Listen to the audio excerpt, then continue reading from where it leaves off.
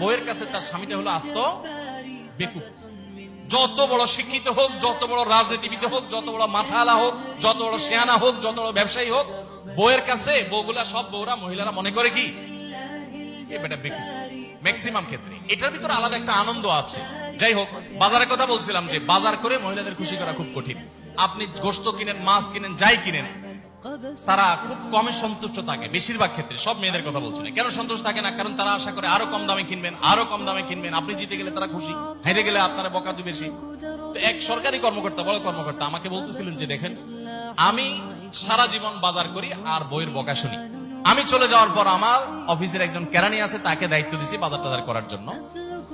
এই লোক বাজার করার পর আমার বউ বিরাট খুশি, বলে যে তার নাম ধরে বলতেছে, অমুক বাজার করলে প্রতিদিন ঠিক মতো বাজার করে, দাম দোস্ত ঠিকঠাক থাকে, মাপজোপ সব ঠিকঠাক থাকে, তোমার প্রতিদিন ধরায় দেয়, দোকানদার কমায় দেয়। 2 কেজির গোশত আমার কাছে মনে হয় 1.5 কেজি দিছে, ওজন কম দিছে মনে হয়, নজরে উঠে না।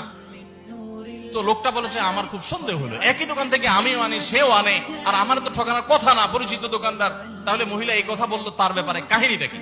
তারা ডেকে বলছে, বলো তো কাহিনী কি, সিক্রেটটা কি? তো লোকটা বলতেছে যে স্যার, সত্য বলতে কি, আমি গোশত 3 কেজি কিনলে ম্যাডামকে বলতাম 2 কেজি, 1000 টাকা কিনলে ম্যাডামরে বলতাম 500 টাকা। টাকা তো আপনি দিবেন, আপনার সাথে বোঝাপড়া হবে, কিন্তু আমি জানি বাসায় এটা বললে বউরা খুশি থাকে। তো এই জন্য আমি একটু কমায় কমায় বলি দাম, আর জিনিস কমায় কমায় বলি। তখন সে প্রতিদিন 2 কেজি মাংস যেটা দেখে আপনি আনেন, আজকে দেখে যে সে 1 কেজি মাংস ওই পরি, তখন সে তো খুশি হবেই স্যার। তখন ওই লোকটা বলতেছে দেখেন, সে এইটা করে আমার গোটা সংসারে আগুন ধরায় দিস। তো এইভাবে মিথ্যা কথা বলা কিন্তু জায়েজ নাই। কোন মিথ্যা কথা বলা জায়েজ আছে? ধরেন আপনি আপনার বউরে বললেন, দেখো তুমি চাঁদের চাইতেও সুন্দর। কিসের চাইতে সুন্দর? ভাই চাঁদের চাইতে উজ্জ্বল মানুষ হয় সম্ভব? ডাহা মিথ্যা কথা না? কিন্তু এই মিথ্যা কথা বলা কি আছে? জায়েজ আছে।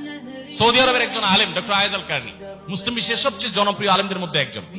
ওনার একটা বক্তব্য আমি শুনেছি, অত্যন্ত চমৎকার কথা বলেন এবং দারুণ দারুণ টিপস দিয়ে থাকেন। উনি বলেন যে একটা ইউনিভার্সিটি প্রোগ্রামে স্টুডেন্টদের সামনে উনি বলছিলেন যে আমি একবার একটা আইডিয়া দিয়েছি দাম্পত্য জীবনের সুখ শান্তির জন্য। বলেন যে এটা ইমপ্লিমেন্ট করে অনেকেই সুফল পেয়েছেন, আমাকে ব্যক্তিগতভাবে জানিয়েছেন। টিপসটা কি? টিপসটা হলো উনি বলেন যে বাসায় ঢুকে মাঝে মধ্যে, সবসময় করলে আবার মাইর ধরে খাবেন, যখন দেখবেন বউয়ের মুড টুট ভালো আছে, বাসায় ঢুকে আস্তে করে লাইটের সুইচটা অফ করে দিবেন। তখন বলবো কি ব্যাপার, লাইট বন্ধ করলা কেন? তখন বলবেন যে দেখো, বাসায় আসলে তোমার চেহারার উজ্জ্বলতা থাকলে আর এই লাইটের দরকার হয় না। মহিলা ধরে ফেলবে যে আপনি পাম্পটে দিচ্ছেন, বাতাস দিচ্ছেন, কিন্তু পাম্প যাকে দেন সে যতই বুঝুক না কেন, কিছু না কিছু কাজ হয়, কিছু না কিছু। একেবারে শতভাগ যদি বুঝে কাউকে প্রশংসা করছেন, সে বুঝে, তারপরে সে একটু খুশি হয়, ভালো লাগে। তো উনি বললেন যে শরবত বানায় আনছে বউয়ে, তখন বলবেন দেখো চিনি দিও না, চিনি দিও না। তারপর বউরে বলবেন যে আঙ্গুলটা একটু চুবাই দাও। কেন? কারণ তুমি আঙ্গুলটা চুবাই দিলে ওটা চিনি চাইতে বেশি মিষ্টি লাগে।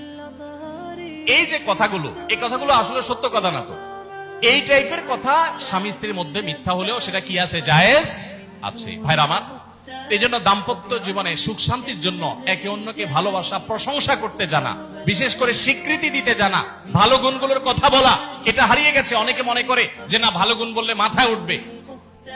এটা ভুল। মাথায় উঠবে সেটা ব্যালেন্স করার জন্য আপনাকে অন্য কাজ করতে হবে, কিন্তু তাহলে প্রশংসা করতে কার্পণ্য করা যাবে না, স্বীকৃতি দিতে হবে।